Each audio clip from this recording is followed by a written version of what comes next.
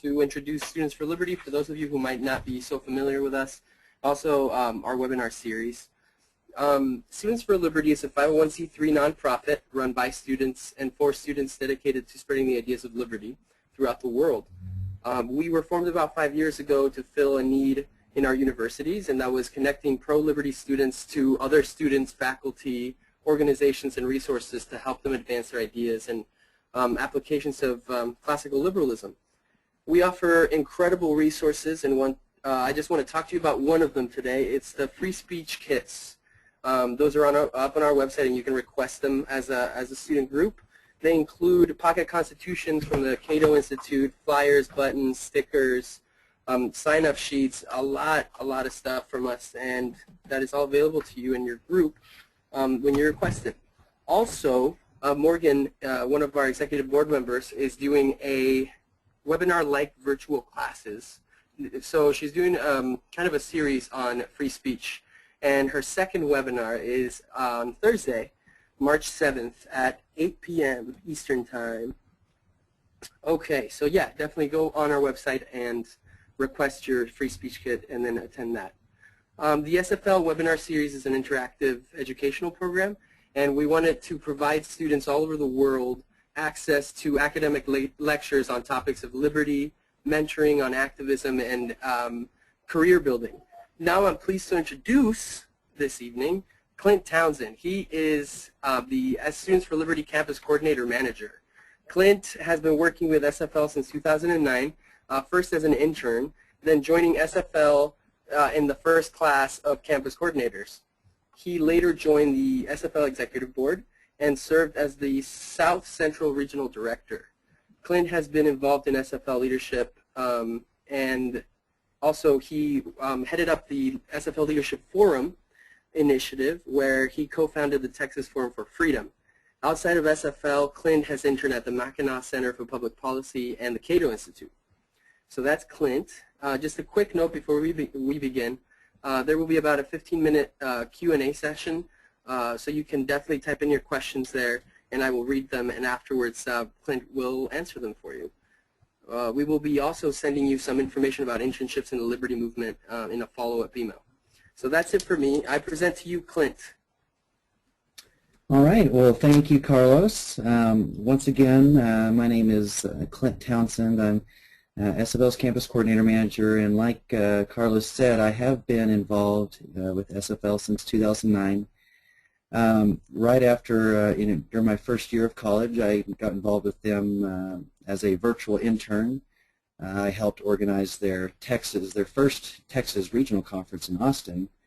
And then actually after that, I joined the inaugural class of campus coordinators.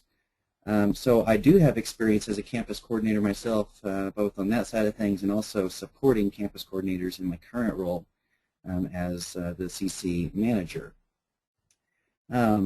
So tonight's webinar is titled Campus Revolutionaries, and I titled that because the CC program has really been at the cutting edge of advancing liberty in a serious way on campus. The student movement today is much stronger than it was when I first started getting involved with the movement back in 2009. When I first started, trying to promote liberty on campus and throughout Texas, I knew of one student group in the entire state of Texas, and that was the Libertarian Longhorns.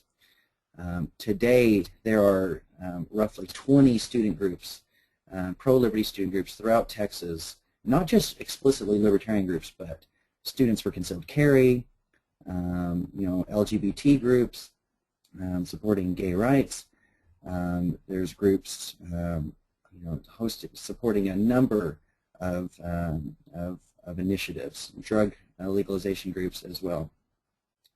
And there's actually 2 regional conferences. Young Americans for Liberty just hosted their state convention in Arlington in North Texas. So this has all been the result of the activities of SFL leaders throughout Texas and also throughout the nation. A number of states can report similar stories. So I'll go ahead and move on with the presentation tonight, and we'll start with the history of the Campus Coordinator Program. So 2010 and 2011, that school year was our first year with the CC program. So only 3 years ago did we first get it started with the CC program. And SFL has been around about 5 years now, going on 6, of course. So we started with about 30 accepted campus coordinators. The following year we moved to 60, and this past year we accepted 90. So we've been growing very steadily over these past years.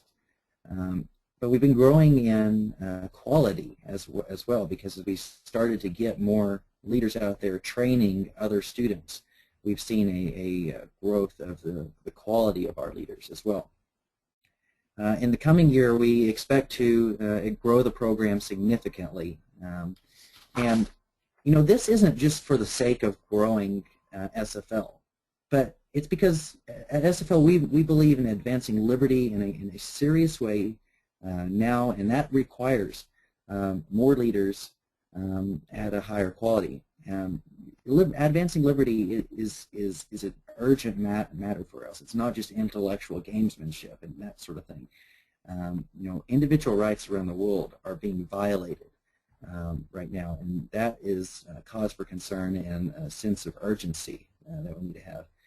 And student leaders, we believe, play a significant role in the process of social change.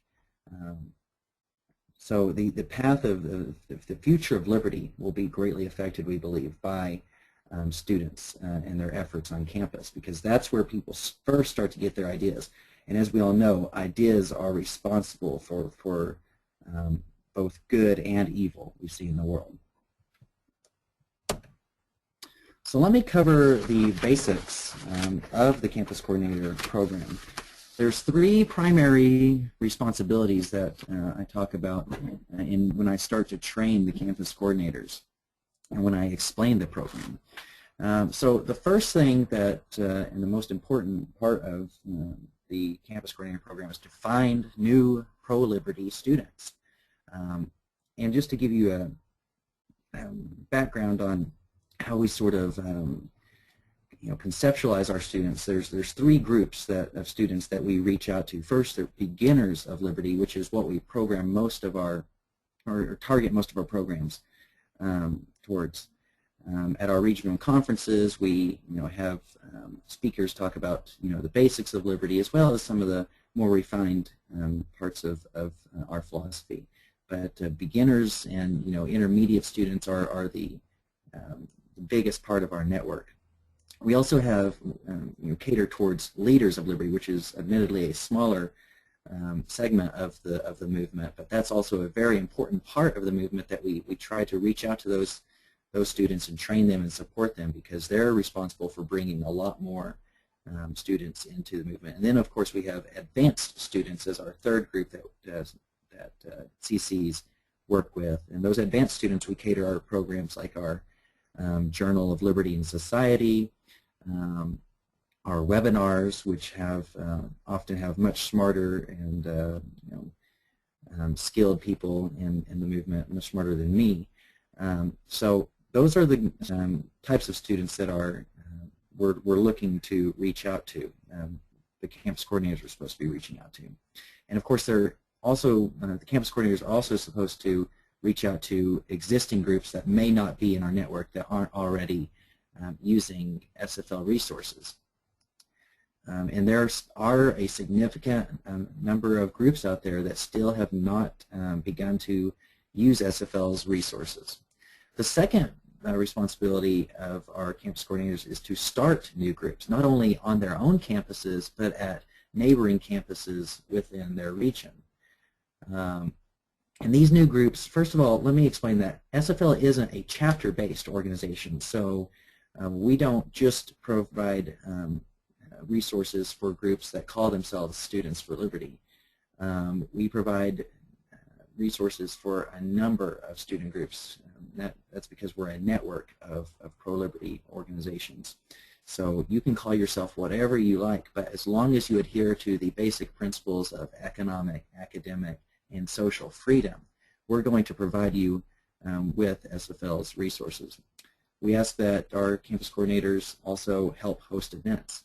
So some of our campus coordinators have been hosting speaker tours from the Cato Institute. I'm sure that there's a few of you this semester that have heard about this initiative. And other organizations, other speakers who are want to work with SFL to host these speaking tours. But other events, protests and tabling events, and we have our campus coordinators often involved in free speech protests, and also involved in local initiatives on campus, such as smoking bans that our campus coordinators often are involved with.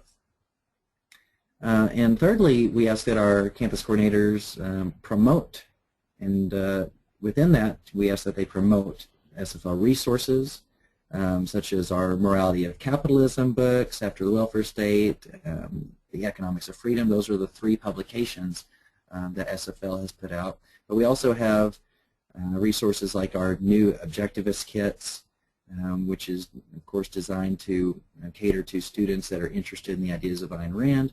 We have tabling kits, free speech kits, drug policy kits, and these are, our campus coordinators are responsible for getting those out to students, because a lot of students actually don't know that these resources are available for free.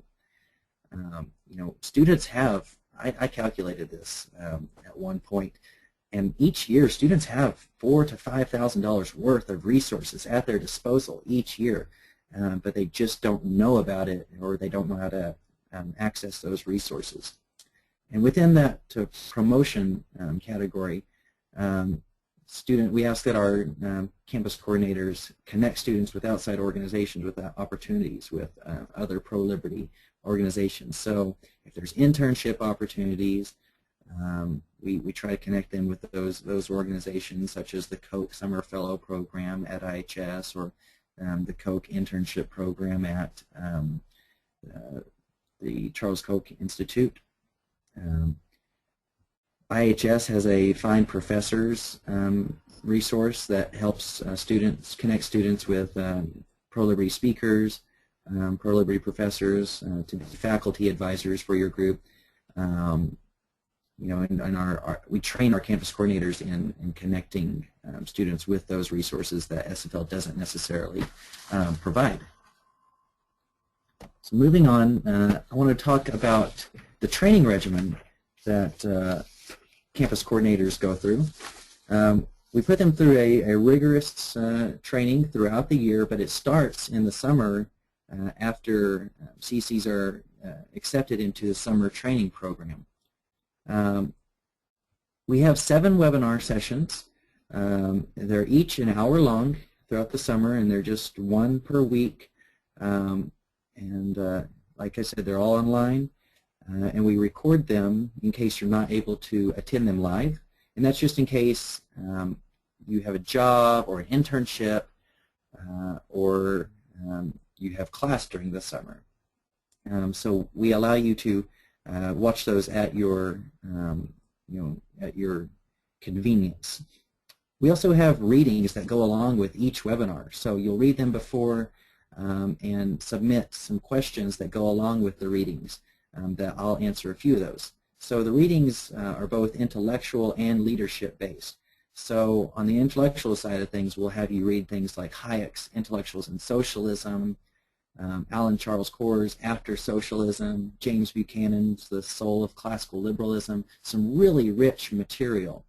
And that's so that you get sort of grounded in SFL's culture, how we conceive of liberty, and our theory of social change, which is outlined in Hayek's Intellectuals in Socialism. It's the essay that has inspired SFL's theory of social change. In the leadership literature is, we have notes from previous leadership forums, which I'll cover later in the webinar. We also have a comprehensive SFL leadership handbook, which is about 80 pages in length, and it goes over numerous stories about SFL's history and leadership lessons. Which is a very valuable resource. And we also pull excerpts from Leonard Read's Elements of Libertarian Leadership. And Leonard Read was, of course, the founder of the Foundation for Economic Education. And he did a lot in setting the foundation for the modern movement. We have monthly training webinars that are also 1 hour, but they're just once per month, and that is following the summer training after everything is completed. And let me go back, take one step back and remind everybody that there is actually a campus coordinator retreat that concludes the summer training. So at the end, after all the webinar trainings, it culminates in the campus coordinator retreat, which is going to be hosted on July 19th through 21st. And that will be here in Washington, D.C., and that's on all expense paid trip. We bring you in, cover your lodging, your travel, your food, all of that for 3 days, and it's an opportunity for you to meet your fellow campus coordinators, to meet your regional director who will be helping you throughout the year, to meet the staff and meet myself, and it's just a great time. We bring in some of the best experts in student organizing to teach you the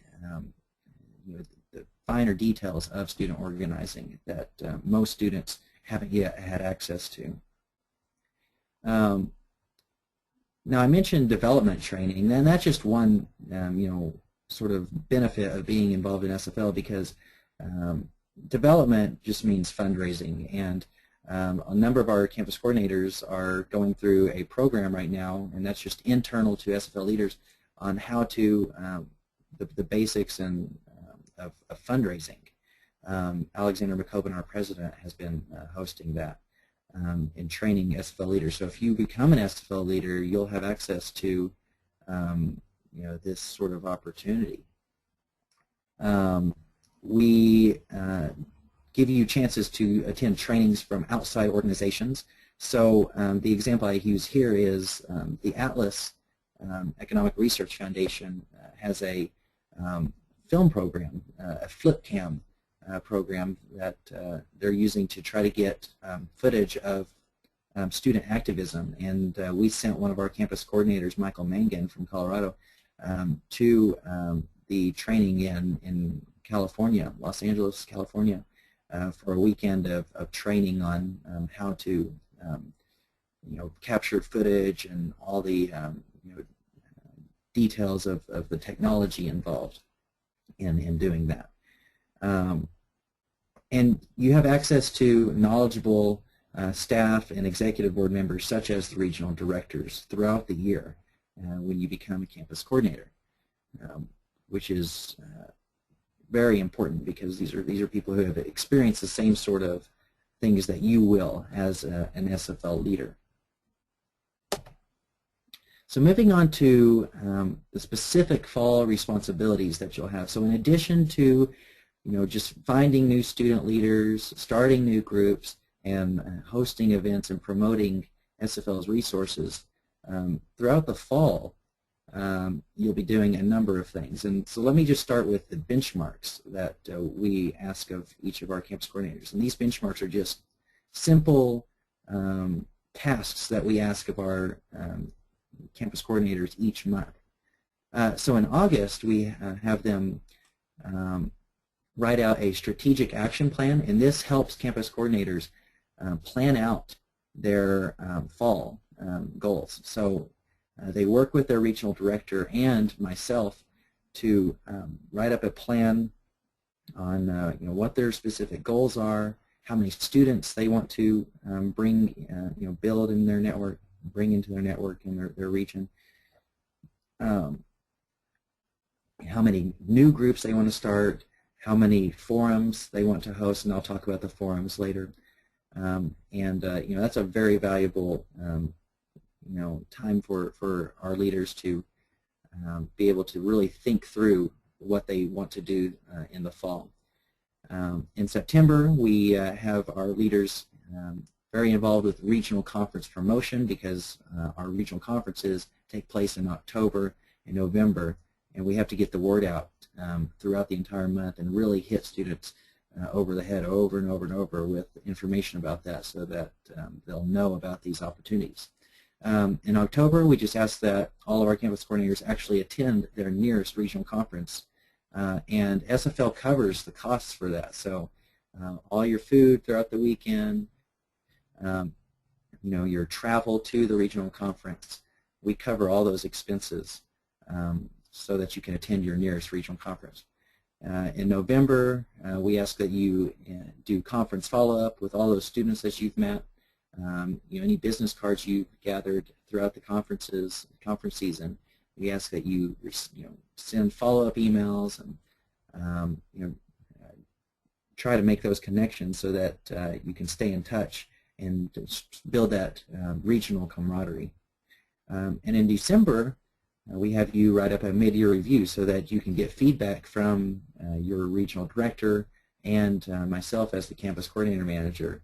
And it's really valuable because you get that feedback on what your strengths are, but also your weaknesses, and you'll know where to improve in the spring semester. It's also valuable to you as somebody who may be looking to improve in your professional skills, and because you may be looking for a job soon. I usually provide a lot of valuable feedback on more than just your role as a campus coordinator, but how to make you a better professional libertarian advocate. I talk about outreach here. That's one of the bullets. And outreach means quite a few things. Campus visits, we pay for our campus coordinators to go to other neighboring campuses in their region and visit with other student groups so that they're able to promote our resources and see how they can help improve other student groups. Also, outreach refers to social media outreach. So a lot of what our campus coordinators do is they reach out to students through Facebook and Twitter and Tumblr and all the different mediums, of course email as well. They have conference calls, and also in the early fall they host leadership forums, which once again I'll talk about in just a moment. And finally, one of the biggest responsibilities of our campus coordinators is the regional conferences. And within that specific role, there's a number of things that they do. They provide lodging and travel arrangements. They work with logistics and securing rooms and AV, and all the the food for the conference, the social after the conference, all those ins and outs. So they gain valuable skills by being involved in this process. Some campus coordinators are in charge of promotion. Some are reaching out to speakers, and also our campus coordinators are very involved in actually getting to decide which speakers will be at their conference, because we trust that our campus coordinators have that local knowledge to know which speakers best appeal to the students in their region. And finally, one of the roles is also to work with partner organizations who will be tabling at the regional conferences. So you get to really work integrally with SFL staff and executive board members who are often charged with the responsibility of running these conferences. But the final point that I would like to make is that, and what you could probably gather from what I've said already, is that these conferences are student-run. They would not be successful without our campus coordinators. They play a crucial role.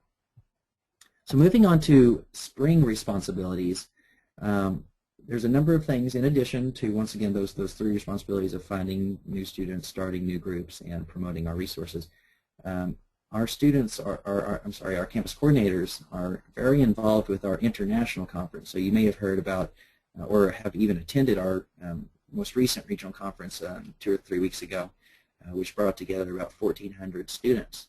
And that, once again, could not have happened without the hard work of our campus coordinators, who do a number of things, and I list them here. They organize travel, they assist with lodging arrangements, and they also recommend scholarship recipients, and those go to promising leaders, those who perhaps are good candidates for SFL leadership positions.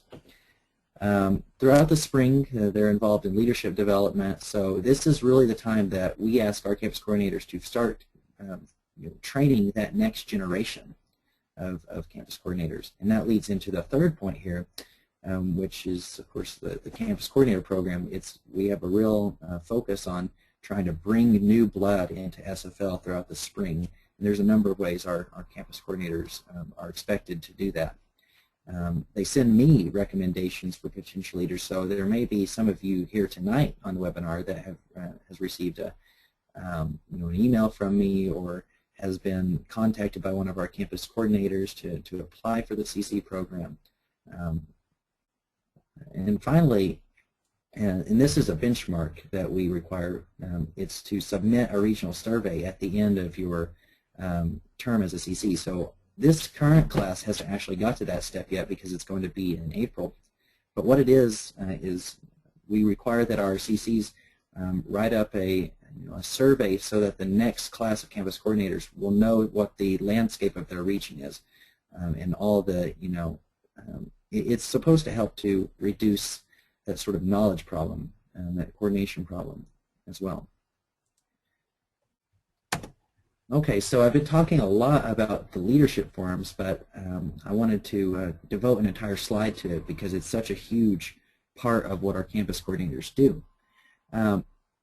So leadership forums are an informal roundtable discussion of local student leaders, and I stress the term student because these don't often have, and we ask that they don't have any non-students, and that's because the nature of this requires people who are currently on campus that know the environment, that know the problems that you encounter, so that everybody can learn from one another and can learn from one another's experiences. At the leadership forums, our campus coordinators and other local student leaders, not just campus coordinators, are invited to these. It's all student leaders in a given region. They're expected to share best practices, to learn from one another's mistakes, and they sort of collectively train one another. It's it's sort of spontaneous order in many ways. And they're expected to train one another, and we ask that our campus coordinators recruit new SFL leaders while they're there, because these are primary grounds for bringing new blood into SFL. These are great opportunities to network and build that camaraderie within a region. And often you have new activism ideas that come out of these leadership forums. And there's a couple examples I would point to. The Texas zombie, the founding fathers zombie crawl was an idea that the Texas Forum for Freedom had, which was one of our leadership forums. And it actually won Student Event of the Year at the ISFLC 2012. There was a soda protest, the soda ban in New York. The Philly Forum for Freedom, the New York Forum for Freedom came up with this some time ago.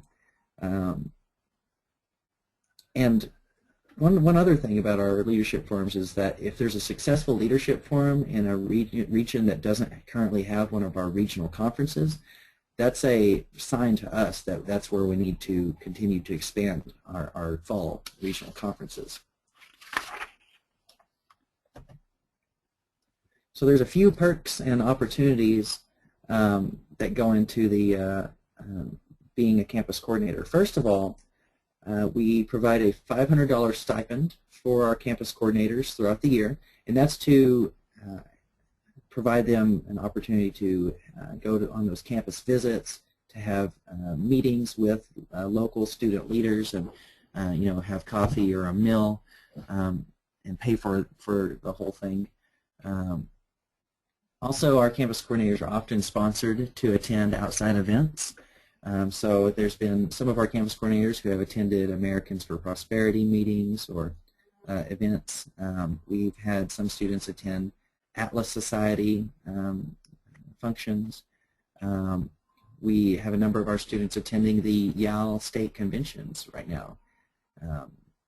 Furthermore, our campus coordinators often have very entrepreneurial ideas, and we will support those ideas as long as we consider them to be valuable projects for SFL.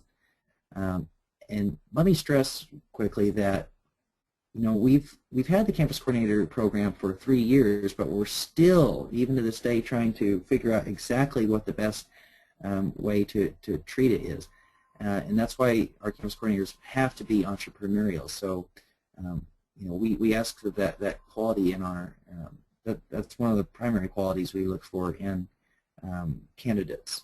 And we'll support those entrepreneurial ideas if we think, once again, if we think they're valuable projects. Our campus coordinators often have first dibs at SFL resources. So Jen Jones, she's our programs associate. She often contacts our campus coordinators first once we unveil a new resource, and they often request it and have access to it before other students. A few of the opportunities, we invite our campus coordinators to blog, and our blog actually has nearly 100,000 Facebook fans. It has a reach of thousands of daily page views. So you can it's a really great opportunity for you to make a name for yourself if you're a good writer. We have a blog team at SFL, and we have 4 or 5 campus coordinators who are part of that team, who contribute a few times per month. We also invite good quality campus coordinators to attend Freedom Fest, which is in the summer, which is actually just the week before the campus coordinator retreat every year, which is a great time. That's in Las Vegas. So those are our campus coordinators who have done a really good job over the past year. We invite them to attend that. We have a poker tournament. SFL has a poker tournament every year. In September, we have a number of our really good campus coordinators attend that. We also help our campus coordinators with outside opportunities with like the Foundation for Economic Education and IHS. They both have summer seminars, and our campus coordinators often have access to attend those. We've, like I said, have supported our campus coordinators to attend the Yale State Conventions as well. So there's a number of skills that you'll gain from being a campus coordinator. You'll gain skills in speaking, and that's when you're at the regional conferences. A number of our campus coordinators participate in the activism panels. They introduce speakers. They host breakout sessions. At the ISFLC, our campus coordinators, we have about 10 Students for Liberty sessions at the ISFLC. And our campus coordinators participate in this. They talk about the basics of student organizing, or we had some of our campus coordinators participate in the women's panel and how to best reach out to women in the libertarian movement. And they just, our campus coordinators gain speaking skills when they're representing SFL at events where they have to talk to donors and other students about what SFL can do for them. You'll gain interpersonal skills, organizing skills, communication skills, and I put here email and writing especially. We require 1 blog post per year, so that gives you an opportunity to work on your writing skills, and also email skills. There's this might seem very obvious, but there's email is a crucial skill in today's age. And we teach you about all the specifics of how to email properly. And lastly, professionalism. This is something that we take very seriously at SFL. There's a number of things that go into professionalism that you'll learn during your summer training. And And this is one of the perks of being a campus coordinator is that you join a network of other leaders who are passionate about the same things as you are. So some of your best friends will be fellow SFL leaders, and they've hosted their own sort of trips and their own retreats. In Texas, that right now the Texas crew is actually planning a spring break camping trip, and this isn't an official SFL event. It's just since they're all friends, they're getting together and spending a weekend to build that camaraderie, and because they enjoy each other's time. In Arizona, they're hosting a leadership retreat at a resort outside of Phoenix. And in the Midwest, this past winter break, they went skiing. And there's a picture of a few of our campus coordinators skiing in the Upper Peninsula of Michigan.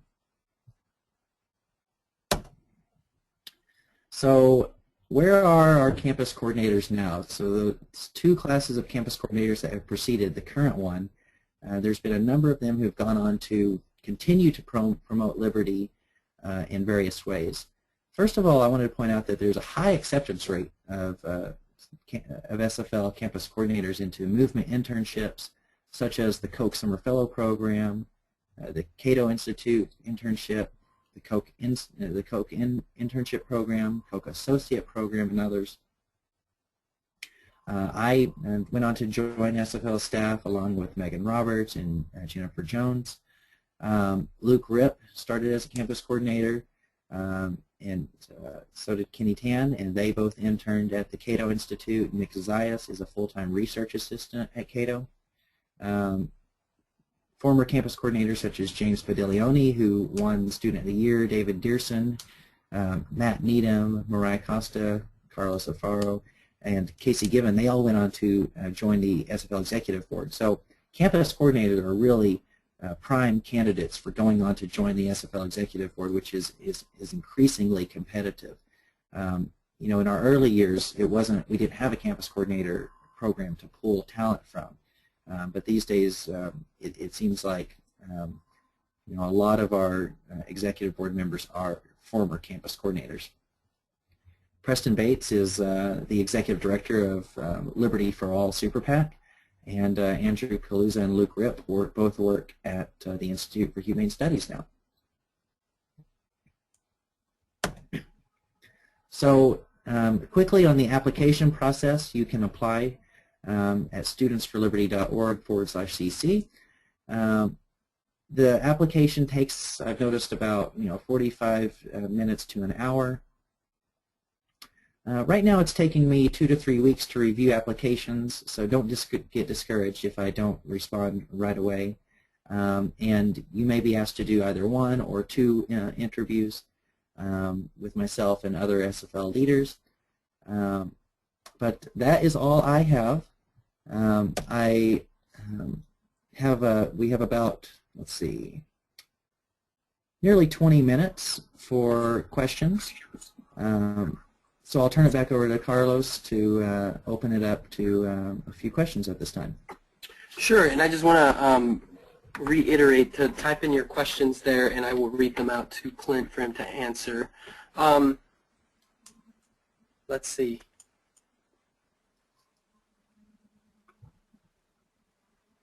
Okay, so in your view, what is the most challenging task as a campus coordinator throughout the year? Sure. So when I was a campus coordinator, one of the hardest things for me was starting new groups where there was no foundation, no infrastructure at other schools. So it's really hard to do that because first of all you're not on campus and you don't know anybody.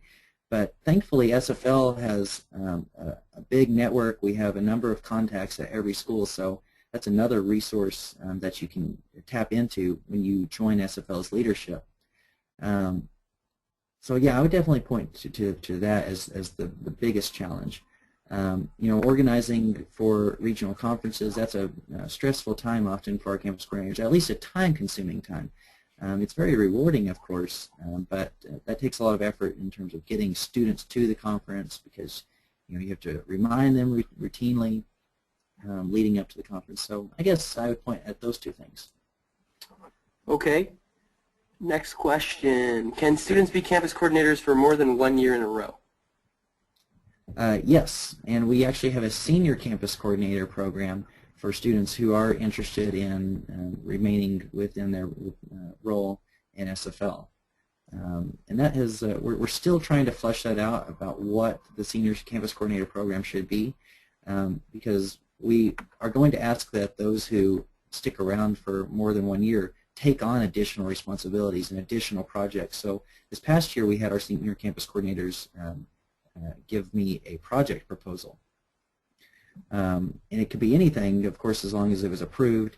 And we were willing to put money behind really good ideas, like I mentioned earlier. The campus coordinator program is a very entrepreneurial program, so we ask our leaders to come up with new ideas. And it may not always be approved, but with the ones that are approved often are very value producing and give us a big edge within the student movement for liberty.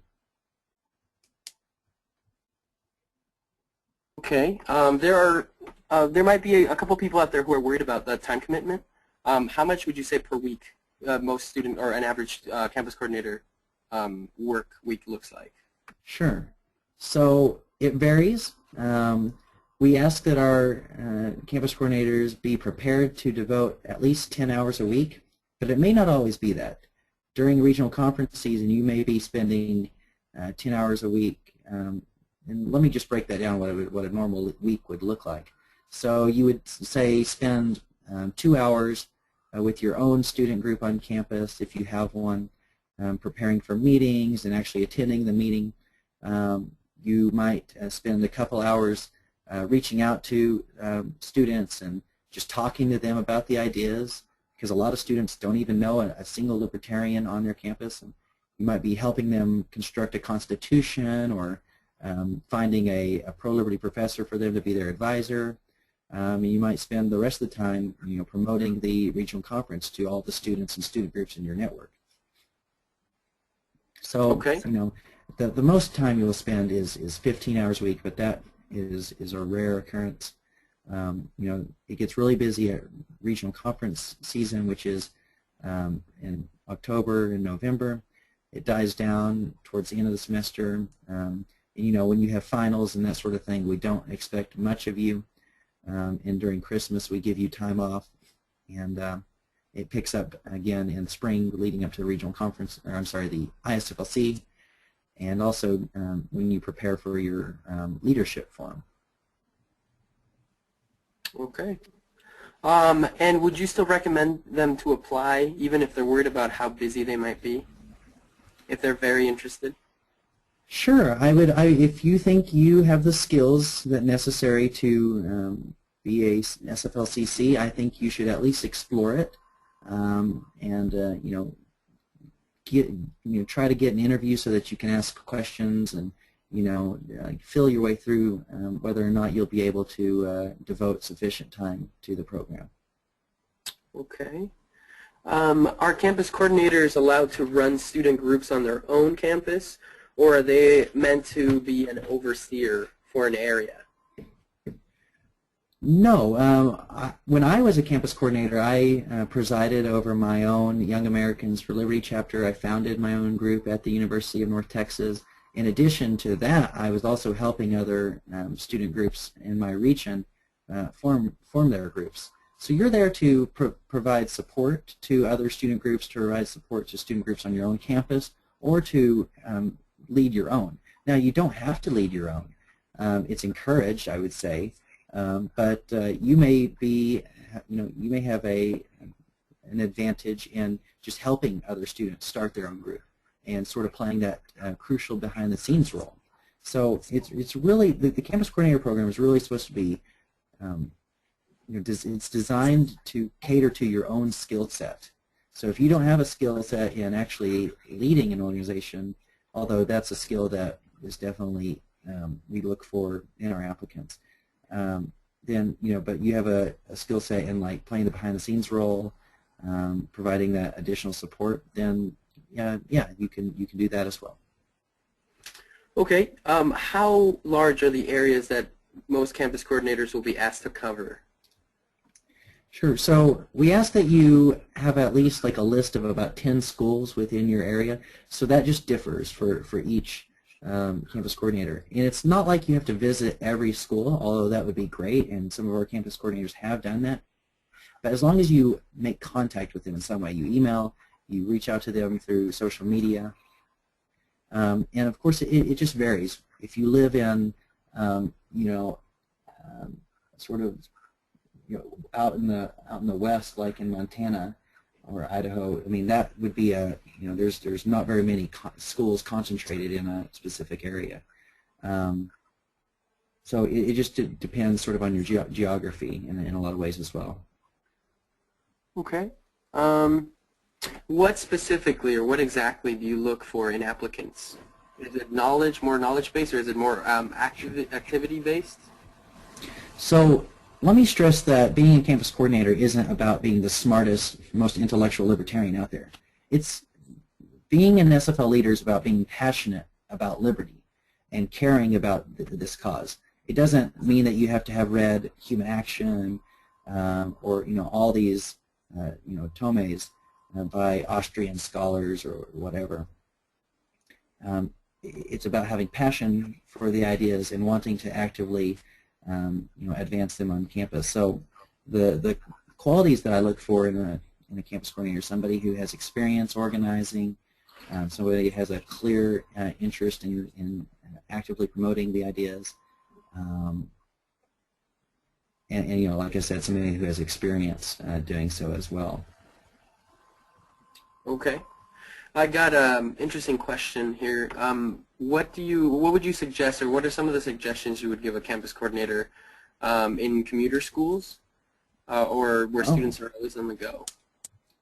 Sure. So I personally don't have much experience with commuter schools, but one of the interesting ideas that one of our campus coordinators at a commuter school, Noelle Mendel, who actually won Student of the Year this year, she attends a commuter school in Houston Community College.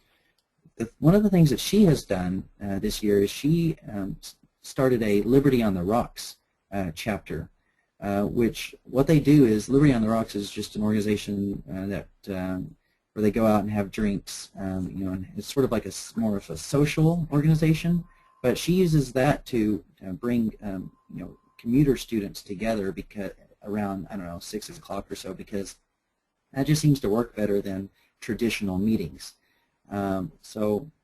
That's been really successful for her, and she has literally built up the Houston Student Movement for Liberty from nothing, because when I was the South Central Regional Director last year, that covered Texas, Houston was one of our problem areas, but ever since she started this Liberty on the Rocks chapter, that seems to be of more interest to commuter students, because traditional meetings they just don't have time for. They don't have time to stick around for all that time and then go home and eat.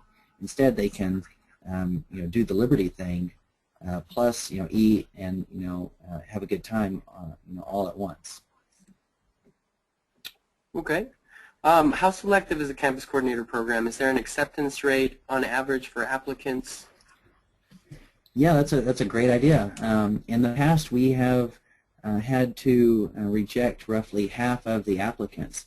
Of course, we don't like to do that, but we only have room for so many. Now, I've said again earlier that we're looking to expand the program, but also it's going to be more competitive, and that's because the campus coordinator program this last year was even bigger. It had further reach, and we've been our campus coordinators have been out there reaching out to more students and training them. So the quality of the students in SFL's network is actually higher now. It is much more competitive now. But don't let that discourage you from applying. Even if you think you don't have much experience, I would still encourage you to apply.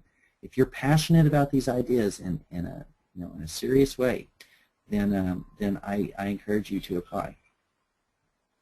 Okay. How are the interviews done in respect to how are they conducted? Are they phone interviews, Skype, in person? Yeah, that's a great question. So they're 30-minute phone interviews. You may have one or two, and we do it through Uber conference. So it's not like I'll call you. It's where you'll call into a conference call and speak with myself and maybe another SFL leader that may be present on the call. Okay. When are applications due? So applications run through mid-April. There's not a firm, it's sort of a rolling basis right now, so there's not a firm deadline, but we will put up a blog post when we plan on ending the applications. So just be on the lookout for that, but that won't happen until mid-April because the training program, summer training program, won't start until the first week in June. Okay. What have you enjoyed the most during your time at Students for Liberty as a campus coordinator and then transitioning over to being a staff member? Sure. The people, I would definitely say that, and the network. I have made some of my greatest friends at Students for Liberty, people who are very dear to me, who have helped me throughout the years, who have helped me grow intellectually and professionally. So I would point to that. It was very rewarding also as a campus coordinator when I was able to found the Texas Forum for Freedom, which is part of our Leadership Forum initiative, because that is still around to this day. We actually, in Houston, they hosted the Texas Forum for Freedom in this past January, and that brought together 80 student leaders following a Mises Circle event. And I mean, that just to me, I mean, I didn't get to attend clearly because I live in Washington D.C. now and I serve on SFL's staff. But to see that still going on was just phenomenal. You know, see it even stronger than where I left it. That just was so rewarding to me personally. And to see 2 SFL regional conferences in Texas when there was only one, before I even got started with SFL. You know, one at my alma mater now at the University of North Texas. That's also very rewarding as well. So those 2 things, and transitioning into staff, what have I enjoyed the most? Working with some of the best and brightest in Liberty, I would say. It really is a pleasure for me to work with some of the most passionate individuals in Liberty, and some that are going on to great things. One of our former campus coordinators actually just got accepted into the PhD program at George Mason, and you know, it really is an honor to know him. So I would point to that. Yeah. Okay. What kind of training or advice would you give to somebody that's ready to go and setting up a group but has nobody else? I mean, starting from the ground up, what kind of training or advice would you give them? Yeah, no, that's a great question. First of all, I would contact your local SFL campus coordinator, and because they have contacts that you may not know, and we also have a database that we can tap into and try to find students. I would contact Young Americans for Liberty and see if they have anybody. But I would also look for students in other organizations, even if they're not political organizations. I would attend meetings of every student organization on campus possible. When I first got started trying to found my own student group, the Young Americans for Liberty at UNT, I attended college Republicans meetings, college Democrats, because there's always libertarians or people with libertarian views in those meetings. They just don't have anywhere to go yet. So I found a number of individuals at those meetings who were able to help me start my YAL chapter at UNT.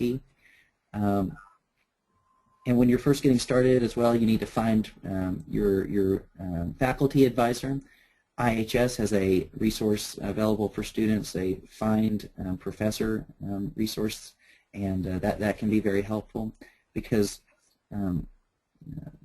professors often know students who are also interested in the ideas, who they can connect you with.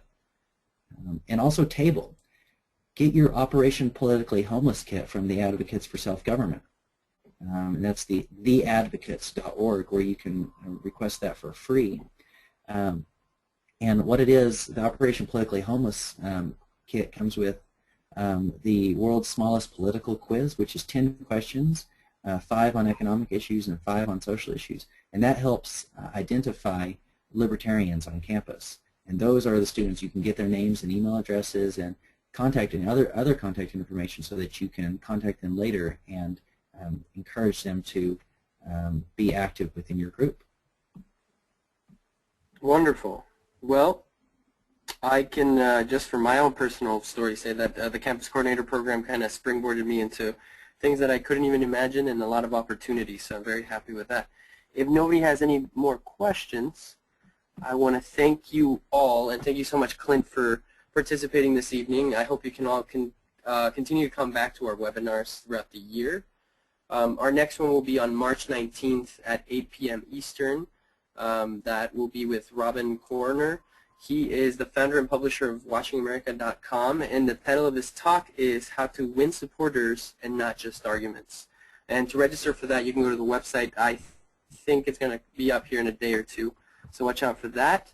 On a final note, you will be receiving an email shortly, a follow-up email, where you will find detailed information about internships and other opportunities like that.